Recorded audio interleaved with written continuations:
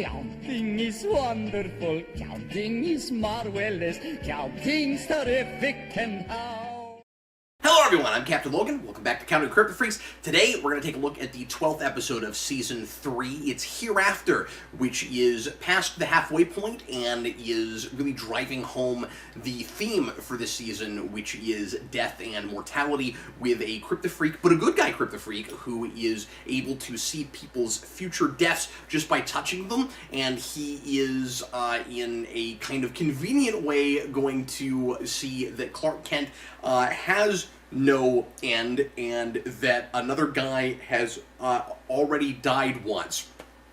Kind of crazy that both of those things would happen to this guy in the same episode. After a couple of kind of mediocre episodes, we get into one of the highlights for the season, so I'm excited to watch it and talk about it with you. If you want to watch the episode with me, which I encourage you to do, get out your DVDs or your Blu-ray, however you want to watch it. Make sure that you're watching the right episode. Again, it's Hereafter, and get it past all the menus and everything to timestamp 0. And if you're watching on Hulu, you'll want to make sure that if you're watching with commercials, that you pause me when you get to each commercial break. Is everybody ready? Here we go. We're going to open the episode with a little bit of fight for fighting.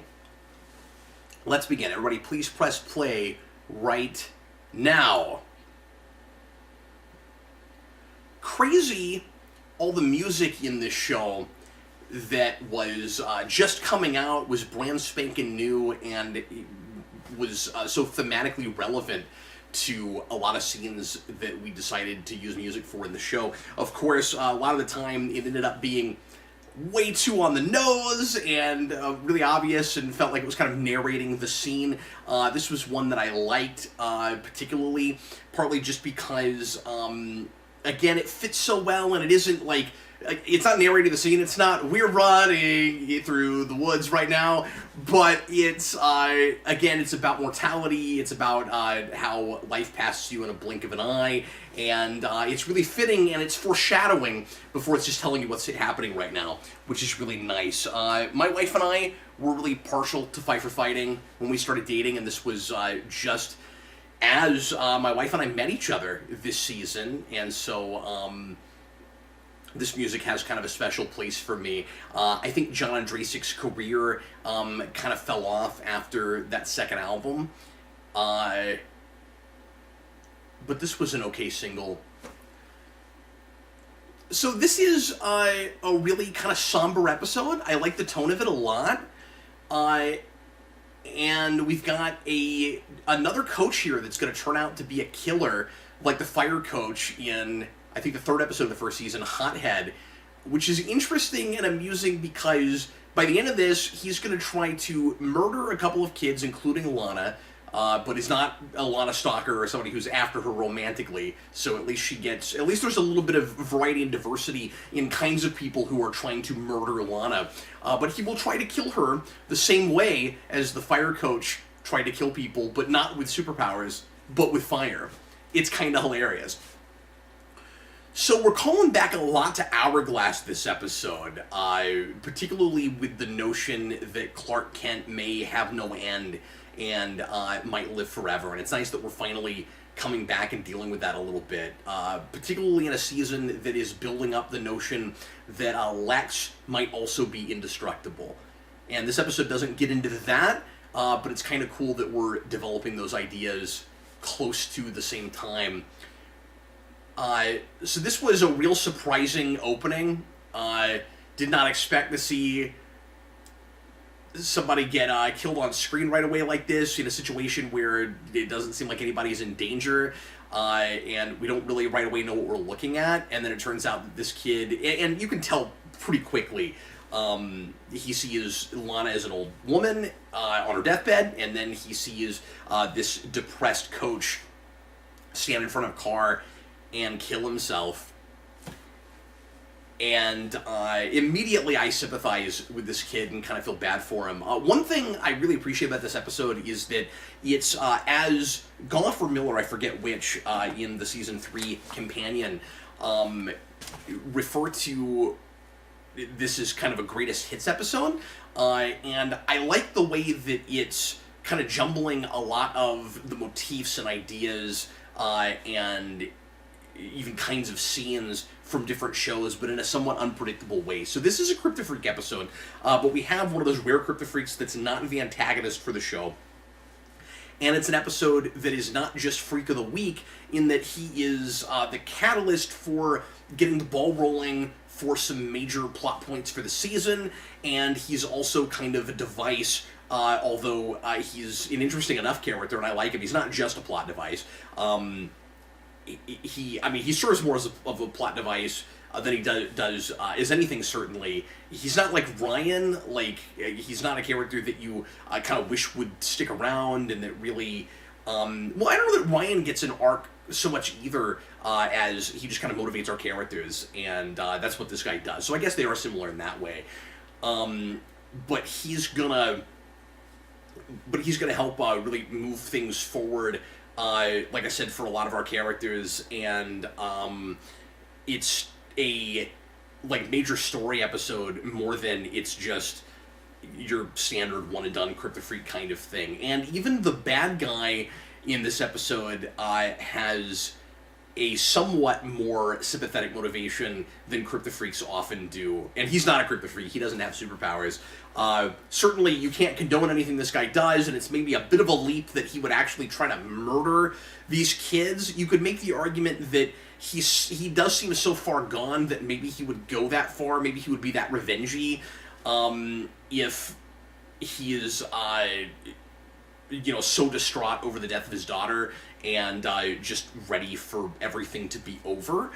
But I'm not sure we do enough legwork to make me buy that he would try to kill these kids, particularly because he's not going after someone that directly was responsible for killing his daughter.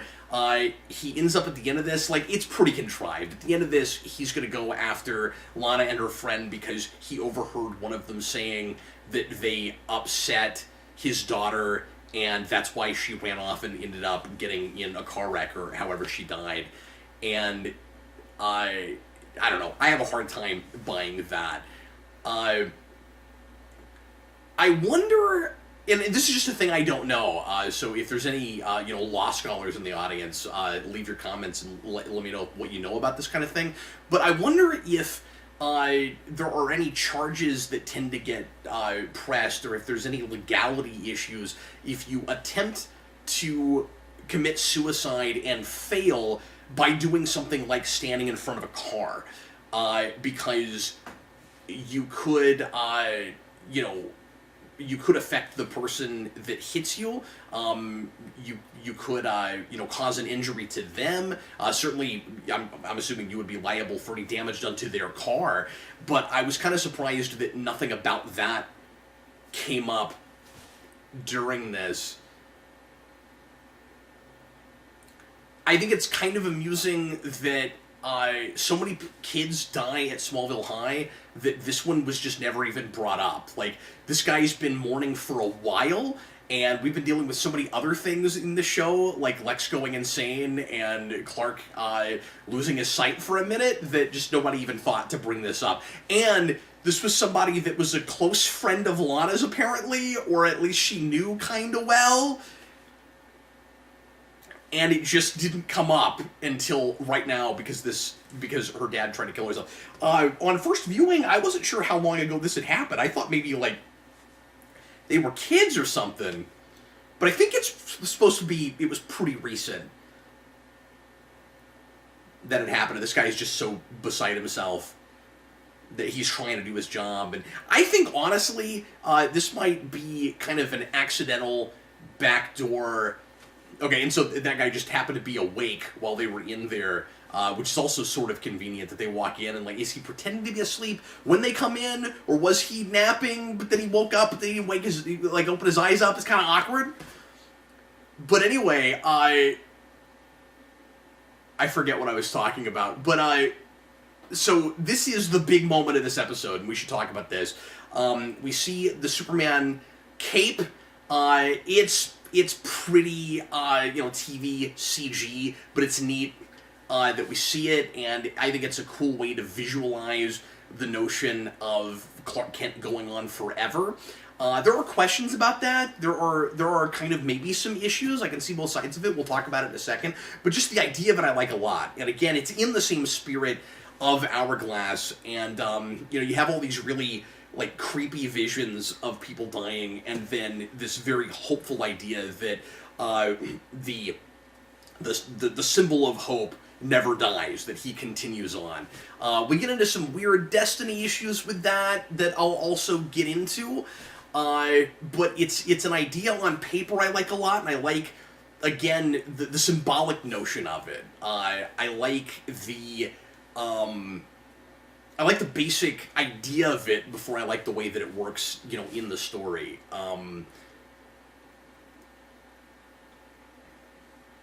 So this is one of those kind of roguelike powers where it would just suck to be this kid, and especially because until Clark gets into the equation, it's not a power he's able to use to accomplish anything. He's not able to see people's deaths and then prevent them, which I don't understand, and is a big question I have with this. And again, part of why that idea of Clark going on forever works better with Superman as a symbol than with Clark Kent, the man, going on forever.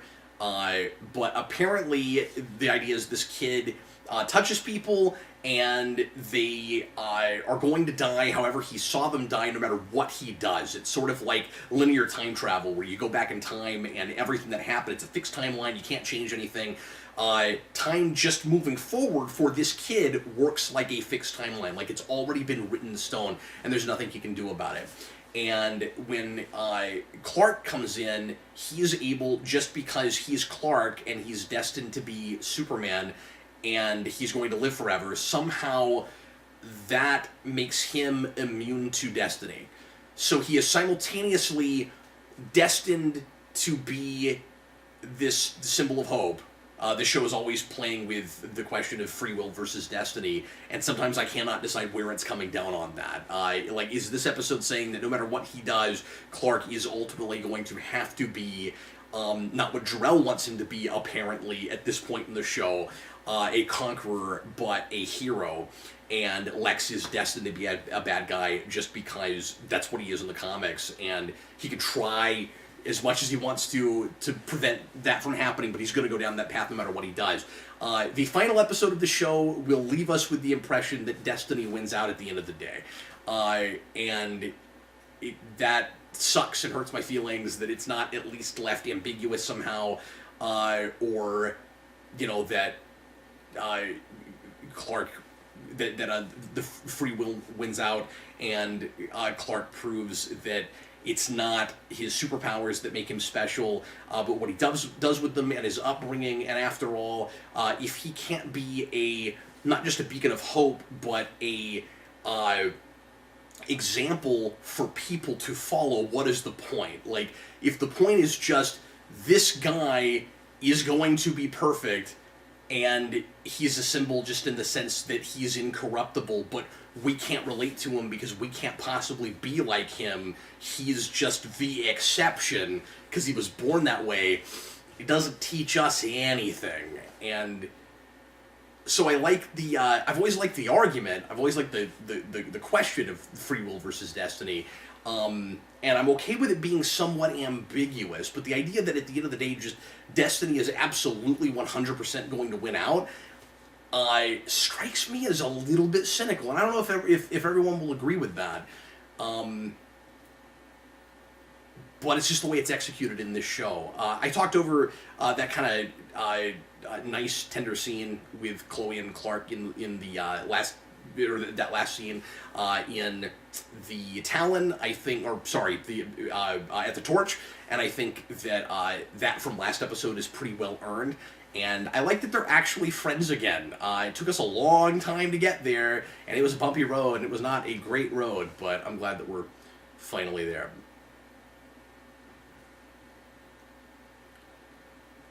So, Adam is going to start making everybody suspicious throughout this episode. He's got a needle, he's got a syringe, and maybe he's on drugs. He's been having these crazy dreams where he's getting really violent, and Lex doesn't trust him. Nobody should trust him. We don't know anything about this kid.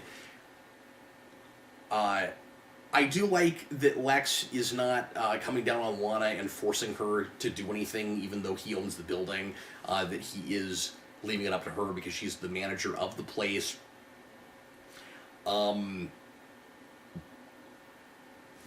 Adam, who I think is a character that could have been made a lot more interesting. There's the whole needle thing. If he gave Lana every reason to, totally trust him because he seemed to tell her the truth about everything, and she leapt into this relationship because he seemed like the anti-Clark, and then it turned out that he wasn't. I think that would have been a lot more interesting than this sort of maybe we're friends, maybe we're dating, but not really. And he's really super mysterious in the first place. I mean, I guess the idea is that Lana is attracted to mysterious guys, but I think right now, she would be... I could see her leaping into the opposite extreme for Clark, a guy who wears his emotions completely on his sleeve, and who, the one big character trait Adam has with a person I think she'd be going after right now is that he does seem to kind of tell things like it is, until you get into this episode, and then it turns out that he's got all the same problems that she has with Clark, and she really ought to be cutting her ties at that point. And so it's just not as intriguing of a situation as it could be in Screams. We still don't know what we're doing with Lana. So, Jordan was actually born the day of the meteor shower, which puts him only at age, 14, and so he would be, a freshman now at the high school, but they're only sophomores. And once again, I know I'm a broken record, but you got these mid-20-somethings playing these kids that are supposed to be not that much older than Jordan. Or no, I guess they would be juniors at this point, wouldn't they? This is season 3.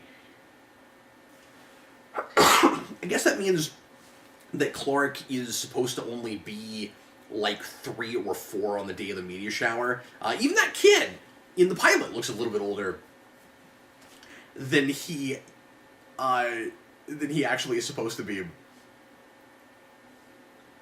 So yeah, you just really feel for this Jordan kid all the way through this. He's like the ultimate empathist, I guess is the way I would put it, if that's even a word. The ultimate empathizer, where he keeps touching people and seeing how they're going to die, wishing he could do something about it. Just this kind of, arbiter of death, I guess. And I think this is a cool power. I think it's a cool idea. Again, it's weird that he can't stop any of it from happening.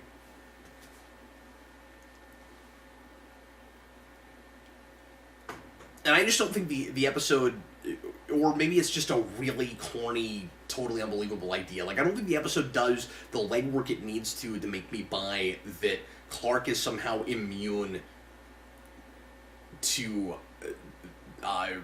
destiny, to, whatever it is that makes people die the way he sees them in his vision. I don't know what the correlation is between that and immortality, where and that's the way that that Goff and Miller talk about it in that chapter in the season 3 companion, that he is going to go on forever, and so he is outside of this and he's able to change things.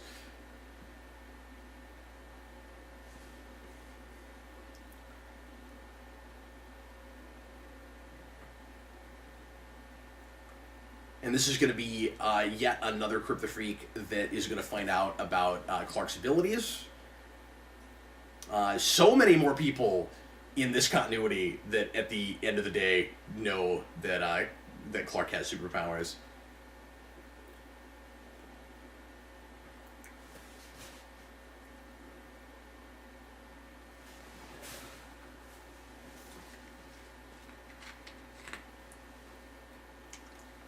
So, like, it is, like I said, a really sad notion that this kid can't stop anything. But I think you could have still done that. I think you could have had it both ways, where he starts to buy into this destiny notion because he just doesn't have the faculties. He doesn't have the ability to stop these deaths. Like, nobody believes him. And that's the thing that he talks about, where, like, he'll try and just people won't listen to him. But it also seems to be the case that just reality is not cooperating, that it wouldn't matter what he does. Like, the rule of this power is nothing you do will stop a death. And Clark, just because he's Clark, is able to. Not because he has powers. It's pretty clear that's what's going on. It's not just because he has superpowers. It has something to do with the fact that he lives forever. And I think it would have been more interesting if this kid started to get superstitious, and understandably so, because he's not able to. He doesn't have the resources, and people won't listen to him, and so he can't stop these deaths. And then it turns out that that's not actually the case. So this scene drives me insane once we get to season 4. Lex comes in here, and he's talking to Adam, and Adam's playing the piano. And Adam asks him if he plays, and he says he never had the patience for it. Now, is he lying? Is there any reason, like, is he just worried that Adam will, like, ask him to play and he doesn't want to give him that satisfaction? Or is it because he just doesn't want anybody to know too much about him? Because in season 4, we will see Lex play the piano, and I don't know if we forgot about this scene, or if the writers think that they're, doing something, if that's just in Lex's character where he's just constantly lying because he's used to lying. I don't think it's that. I think they forgot this scene happened, and that he said that. And yeah, call it a throwaway line, but this is a guy who's got a piano in his office and he doesn't play. It seems noteworthy that he doesn't play. And then, and I'll talk about it when we get there, but there's an episode in season 4 where we have him playing the piano, just because we have somebody in that's got the power to make him play constantly, so that he can have that kind of Goosebumps piano lessons can be murder thing. So this is a compelling enough mystery. Again, I know where all of this goes with Adam, and I don't care by the end. By the way, last episode I kept calling him Ian because he's playing by Ian Somerhalder, and I forgot. Damn, we had a character named Ian, Jonathan Taylor Thomas's character, a couple episodes ago. So anyway, his name is Adam. I kept calling him Ian, and so, like, I know where this is going. I don't care. It's not interesting, but the mystery as it's set up in this episode is compelling enough, where you have this kid who keeps having these crazy nightmares, and when you check up on his past, he's really super squeaky clean, and he is taking drugs for some reason, and then when we get to the end of the episode, the big reveal is, and he died and somehow came back to life. And all of that, if memory serves, is going to connect back up to Clark, like so many things do. Because it's just been a while since I've watched the rest of the season. I think it has to do with Clark's blood. Am I right about that?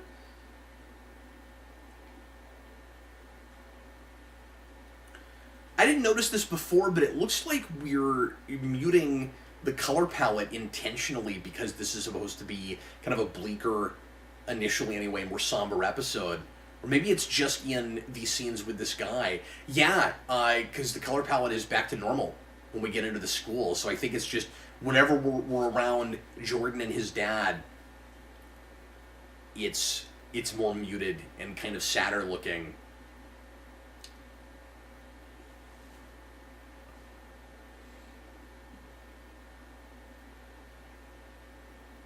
So Lana is asking about the needle, and she even says, I'm trying to give you the benefit of the doubt. She's doing her very best to not be accusatory here, but he's going to turn things around on her and act kind of like she tends to do in a situation like this, where he's going to be a little passive-aggressive that whole, you don't trust me thing, she's right, that is not fair. I do kind of like watching Lana get a dose of her own medicine here, because she's done exactly what he's doing right now so often, and now he's walking away angry, which I think I forgot to count, but that is a walk away angry.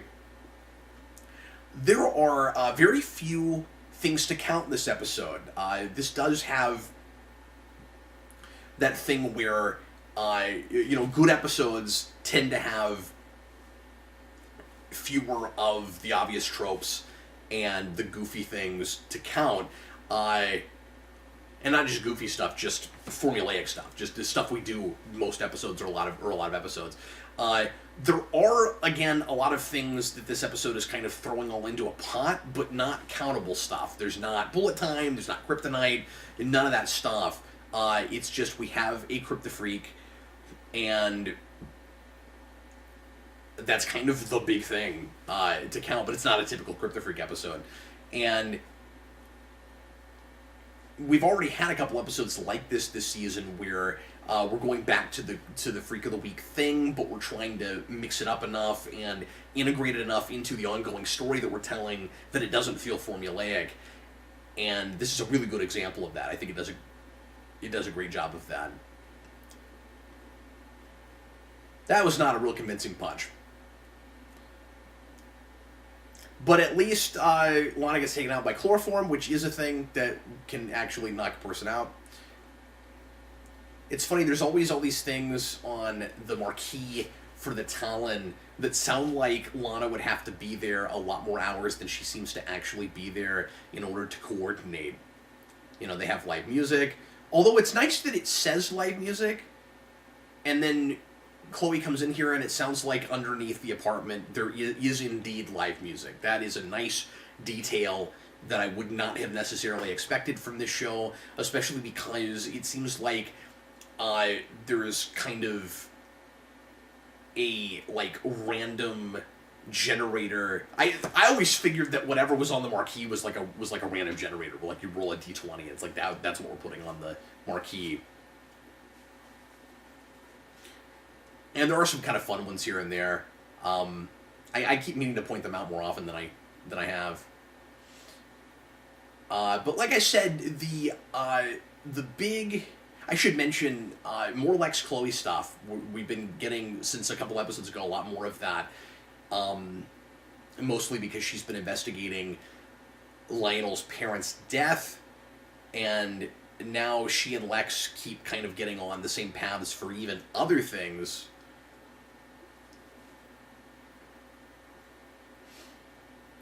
And even though they didn't have a lot of screen time before this, and even though this has nothing to do with Lionel, I still buy them both being in this scene. So that's good. That's not horribly contrived, and it really could have been. She's investigating Adam because Lana's her friend, and he's investigating Adam because he owns this building and Adam is a tenant there. But also because he has more than a passing interest in Lana, and it's more than just Lana is Clark's would-be girlfriend. I don't know if we could make the argument that Lex already has kind of a romantic interest in Lana.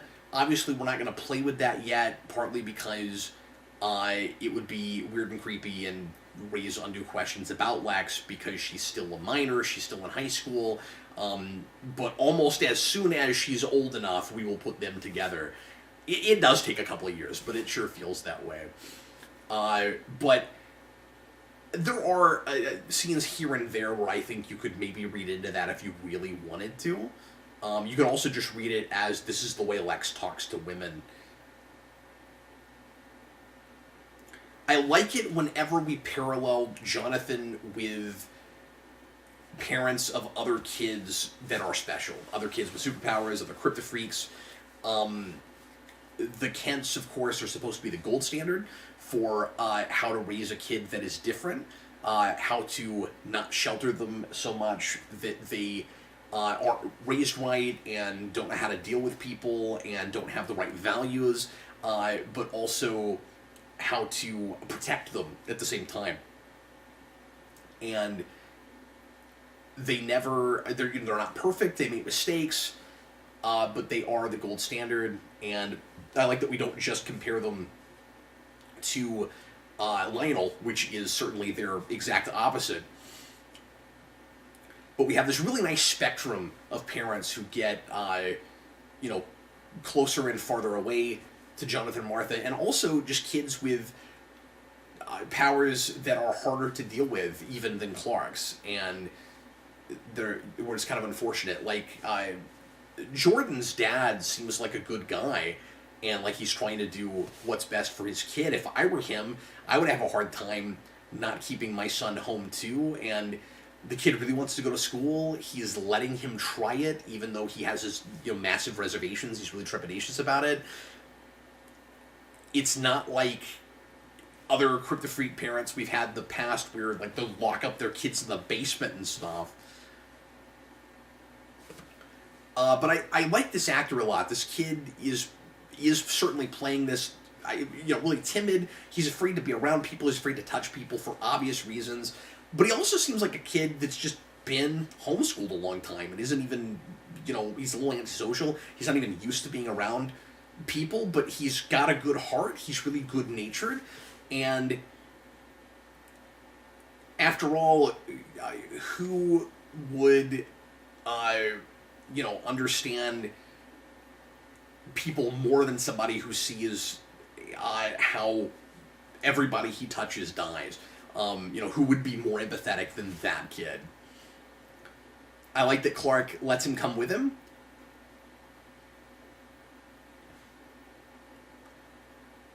And yeah, this Altman guy, I don't buy that he goes this far. This is the most formulaic thing about this episode. We just have to have a Clark save. It would have been obvious to count Clark saves because, of course, like, he's the hero of the show and he's going to save people a lot. But given the name, the title of the song in the intro, Somebody Save Me, and just the hilarity of the sheer number of people that need saving in a place called Smallville, it might have actually been fun to count that. So yeah, we have another fire coach, but he doesn't have the power of fire. So yeah, he's just trying to murder them because they indirectly led his daughter to leave the school and then get killed. It's certainly not their fault. And he is going to let himself die here. He's also going to die the same way the fire coach dies in Hothead. He's going to let the flames rise up and end up killing himself. Although that guy dies just because he has a really bad temper, and this guy dies because he wants to commit suicide. And this whole thing could have been sadder if maybe we spent more time with this guy, but it's not really about him. So I wish that this was a little bit more low-key and didn't feel the need to have this kind of a, death-defying kind of situation. Ooh, do we end up with convenient unconsciousness here? Because if we do, I didn't count it. No, she's lucid. I guess Megan is conveniently unconscious, though. So I guess I could have counted that. So I gotta remember, I think we maybe have convenient unconsciousness here, and we definitely have a walking away angry earlier that I also missed. So there's a little bit more than I thought, and I'll try to remember to mention that again here in a little bit. I don't know why, maybe this is just me. I think it's amusing that this guy who clearly tried to murder people, and Clark's would-be girlfriend, no less, Clark is still referring to him as Coach. It almost makes you think that maybe he forgot the man's name. I know he's a coach of something. Oh, I didn't talk about the idea that Jordan is a really good runner. I like that we gave that guy kind of a hobby and something he's good at. We don't do that enough with characters in the show, where it's like he's a human being with like his own personal unique interests. I don't know if there's anything thematic being done with a guy who sees people's death every time he touches them, who is good at running. because there's not really a running away motif in this. So that seems somewhat arbitrary. I guess running is kind of a solitary exercise. So I guess maybe there's that. I also think it's really funny that this is not very long after Lana broke her leg in 4 places, and she's already running and trying to outrun a kid that is that good.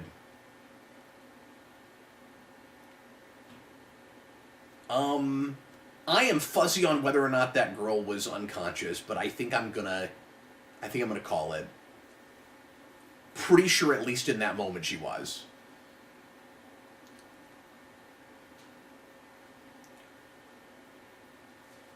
And now he has lost his ability.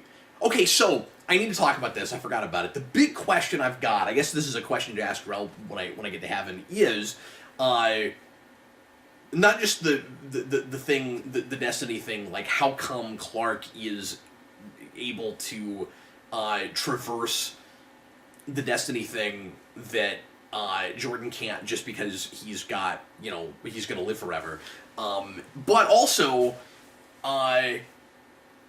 is it butterfly effect that changes his future? Like, is the idea that if only Clark had never met Jordan, he would never die, but because he did meet Jordan, and then after he touches him, like, this wouldn't have happened before for whatever reason, but because of the path he puts him on, maybe the path Clark puts himself on in changing the fates of the people that he saves that Jordan couldn't have, now he will die at some point. Because keep in mind, Clark does die in the show. He comes back to life, but he does die. So how come Jordan didn't see that? And again, I'm going to assume it's because it doesn't... So, like, at first, I was looking at this, and this is how I always remembered it, and then I went back and looked at this episode, and now I'm kind of second-guessing it and seeing both sides to it. But I always looked at this episode as, well, we sort of forgot we made this one when we did that thing seasons later where Clark actually dies and gets brought back to life. And I think that happens at least once, if not twice. And then... But then I'm thinking, well, maybe it's just this kind of, technicality where that he's obviously not going to see Clark's, exact future if that trajectory is able to change.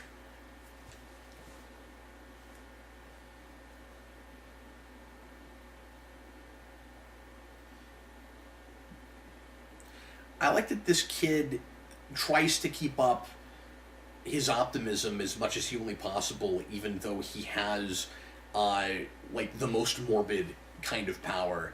And he's a really nice reflection for Clark. So this kid is still looking at things in terms of destiny. Maybe I was destined to lose my powers when I met you. It is understandable with this kid in a way it never really has with Clark. Partly because the show likes to use, and it's gotten better at this point, but especially early on, it likes to use Clark thinking of things in terms of fate as an excuse for him to not be proactive, and that was always the big issue I had with it.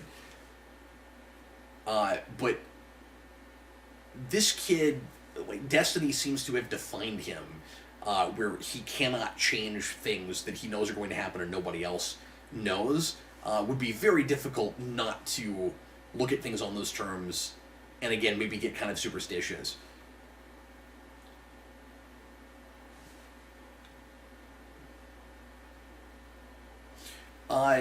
We're using him like Ryan, again, in that instead of just reading minds, he's, of course, able to read the future, a very specific kind of future, how people die.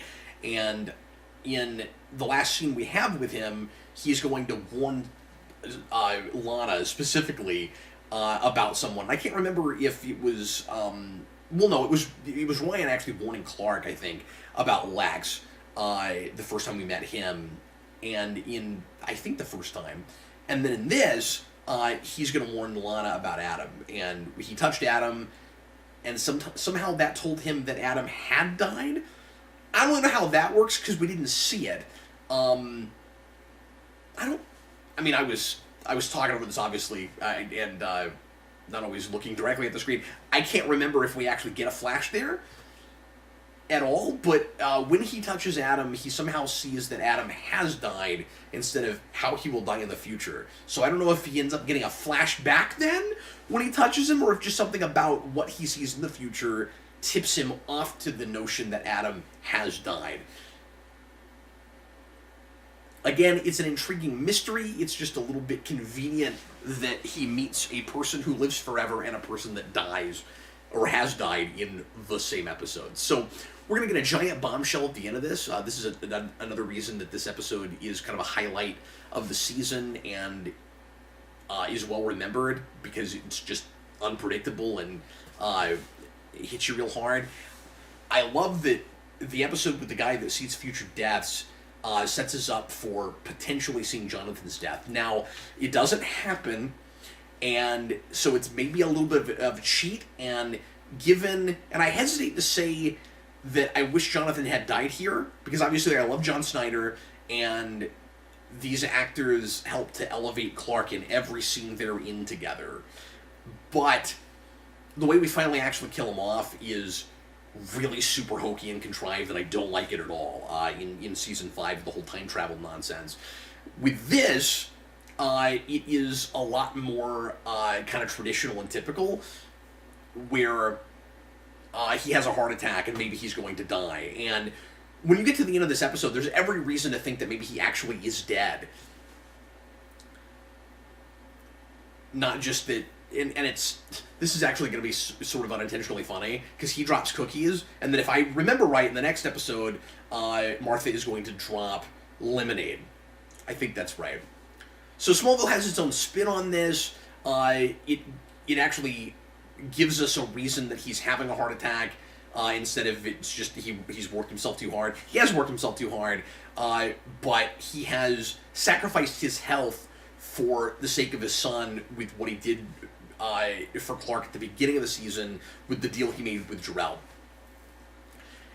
And we'll talk about that more, of course, next episode. But I love that in the episode with this kid that sees future deaths, that's where Jonathan looks like he might die, and the kid never met Jonathan. He never touched him, and it's a really appropriate place to do it, and I would not have expected that kind of cliffhanger, especially because we don't do a lot of direct cliffhangers in episodes that aren't like really clear two-parters, and we just had a two-parter a couple of episodes ago. So yeah, I've been kind of kicking this around in my head lately, trying to decide what my favorite season of the show is, if it's 2 or 3. It's certainly not 1, because it's just too formulaic, and it's certainly not 4, even though that's got some good episodes, just because the overarching plot for that season is real off in left field, the whole witch thing. And then after that, I mean, 6 has some great stuff in it, and is probably the best season of the latter half. But I think it's got to be 3 the more we're looking at this together. So anyway, let's go ahead and go on to the count. I already kind of gave out some questions for Jor-El. So first of all, we've got Jordan Cross. He's our Kryptofreak. He's not a bad guy, which is nice. So we also have a non-bad guy Kryptofreak. His power is premonitions of future death. And then we have somebody finding out about Clark's secret. Like I said, that's also Jordan. We've got one bad guy death, but not a Kryptofreak. Like I said, we've got a person walking away angry. Anything else on this list? Somebody walking away angry. And we've got, I think, convenient unconsciousness. I'm gonna call it that. I'm gonna give this episode a 3.5 out of 4. I think it is more than solid for Smallville.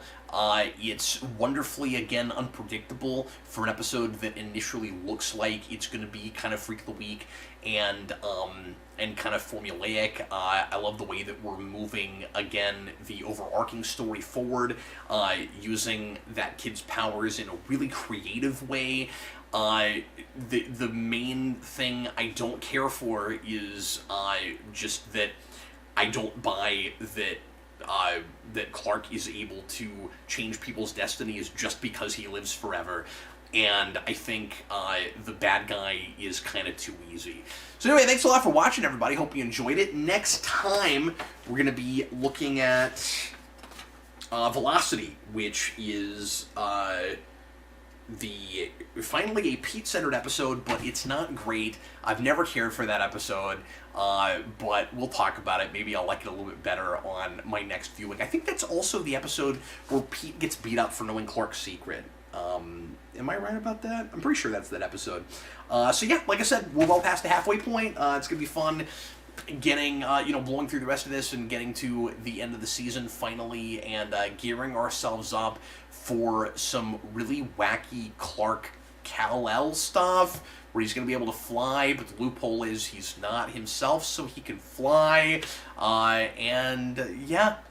Interested to get into 4 eventually with you guys and deal with all that crazy Paris witch nonsense. Anyway, I'm thinking ahead a lot right now. Thanks so much for watching. I'm Captain Logan. Consider this episode counted.